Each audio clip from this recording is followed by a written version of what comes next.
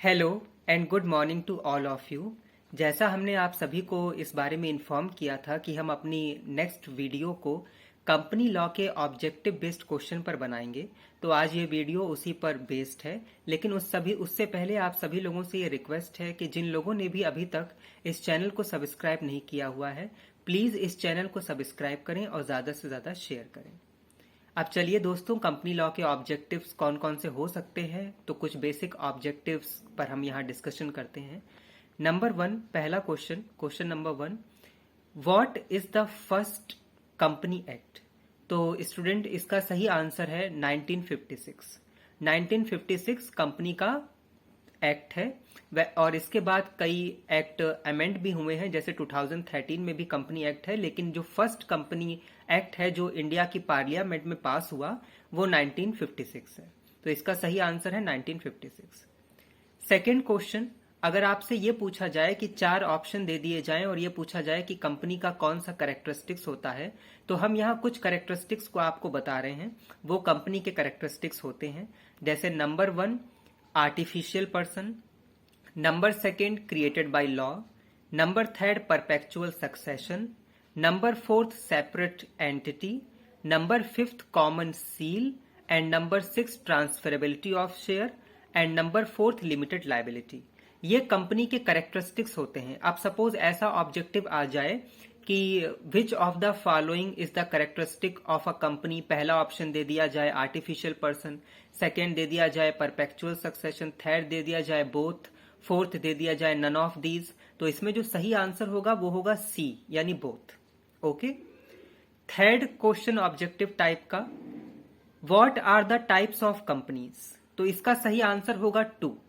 First is public company and second is private company. 2 तरीके की company होती हैं, पब्लिक कंपनी और प्राइवेट कंपनी। तो इसका सही आंसर होगा 2। Fourth question objective based, minimum number of member in public company. तो इसका सही आंसर होगा 7। 7 लोग होंगे तभी पब्लिक कंपनी स्टार्ट हो सकती है। तो minimum number of members in a public company is 7। Next question, minimum number of member in private company. तो इसका सही आंसर होगा 2, यानी पब्लिक कंपनी में मिनिमम 7 मेंबर होंगे एटलीस्ट मिनिमम, और पब्लिक कंपनी में होंगे और प्राइवेट कंपनी में होंगे minimum number 2। Next question, minimum number of directors in public company.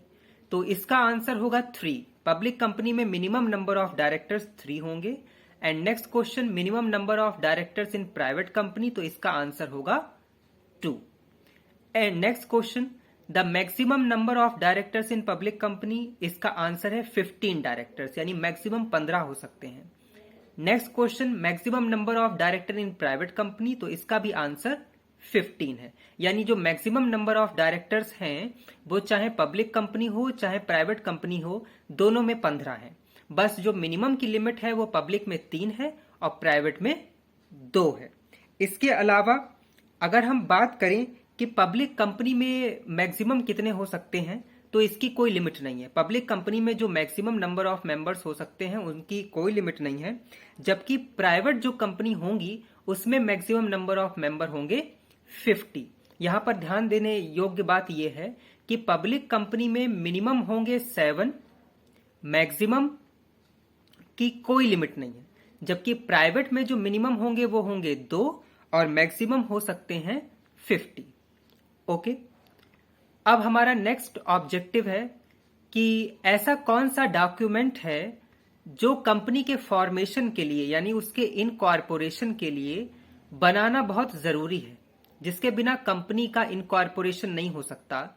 तो इसका आंसर होगा दोस्तों MOA, और MOA की फुल फॉर्म है मेमोरेंडम ऑफ एसोसिएशन। वैसे तो 2 डॉक्यूमेंट बनाने होते हैं, एक MOA और सेकेंड AOA, यानी आर्टिकल ऑफ एसोसिएशन। लेकिन अगर क्वेश्चन इस तरीके से आए कि सबसे इंपॉर्टेंट डॉक्यूमेंट कौन सा है, तो उसका आंसर MOA होगा, और इसकी जो फुल फॉर्म होगी वो होगा memorandum of association. Next objective, MOA is also known as, यानी MOA को मेमोरेंडम ऑफ एसोसिएशन के अलावा किस नाम से जानते हैं या कहते हैं। तो इसका सही आंसर होगा charter of the company, CHARTER। यानी मेमोरेंडम ऑफ एसोसिएशन को चार्टर ऑफ द कंपनी भी बोला जाता है। और आप लोग ये भी यहाँ पर एक खास बात ध्यान रखिएगा कि कंपनी कोई भी ऐसा काम नहीं कर सकती जो मेमोरेंडम ऑफ एसोसिएशन के नियमों, उसके कायदे कानून के बाहर हो या उसकी बाउंड्री के बाहर हो। एक बार काम एओए के बाहर हो सकता है, लेकिन वो काम एमओए के बाहर नहीं होना चाहिए। ठीक है, अब हम अपने नेक्स्ट ऑब्जेक्टिव पर आते हैं कि एमओए जिसकी बात हो रही है, मेमोरेंडम ऑफ एसोसिएशन, उसमें कितने क्लॉज होते हैं। तो मेमोरेंडम ऑफ एसोसिएशन में जो क्लॉज होते हैं उसका सही आंसर है 6, यानी टोटल 6 क्लॉज होते हैं मेमोरेंडम ऑफ एसोसिएशन में। 6 इसका करेक्ट आंसर है। अब जो 6 क्लॉज होते हैं उनके नाम भी आप नोट कर लीजिए।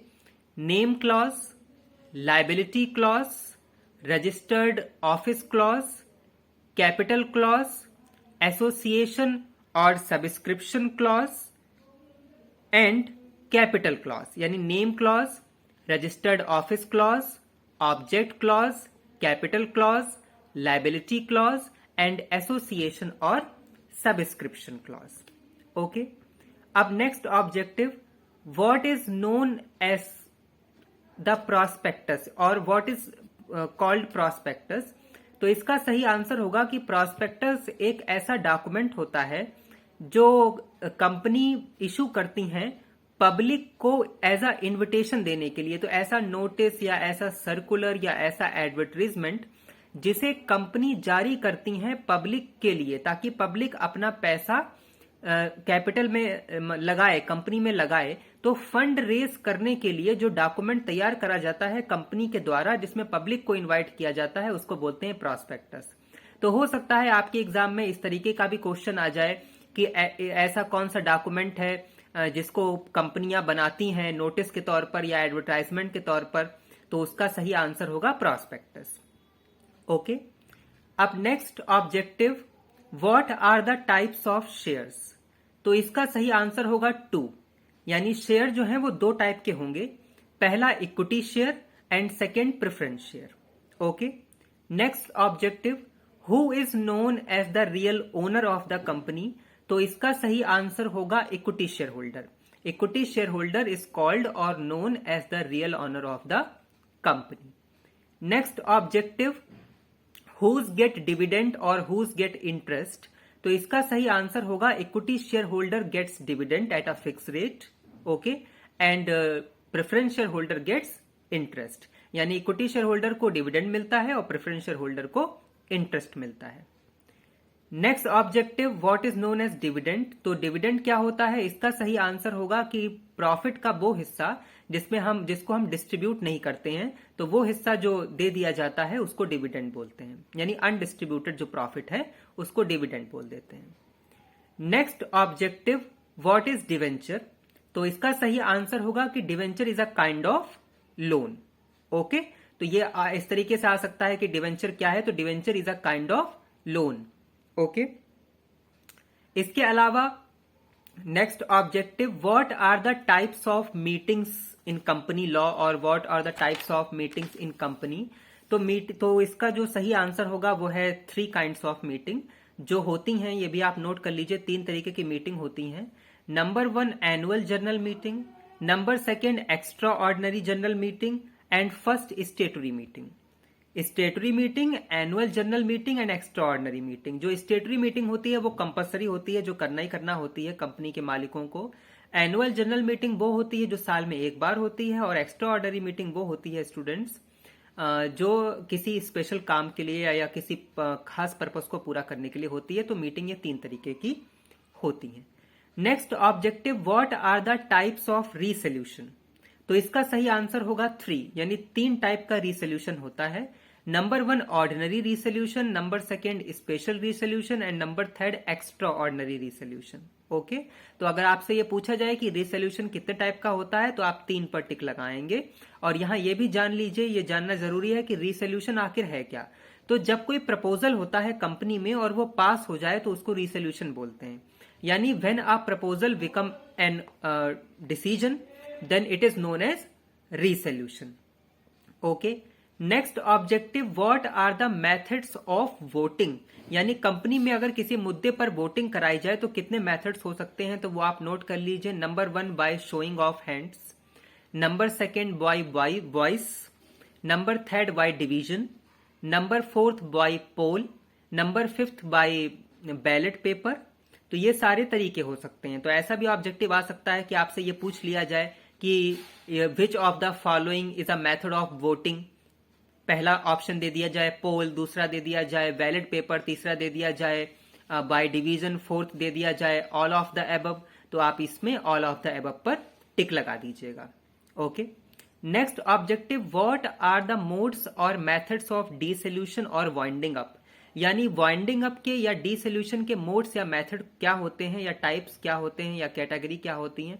तो इसका सही आंसर है 2, यानी कंपनी को 2 तरीकों से वाइंड अप किया जा सकता है। Number 1 compulsory winding up and number 2 voluntary winding up. Okay, next objective, who is known as promoter of the company, यानी प्रमोटर्स किनको कहते हैं कंपनी में या कंपनी लॉ में।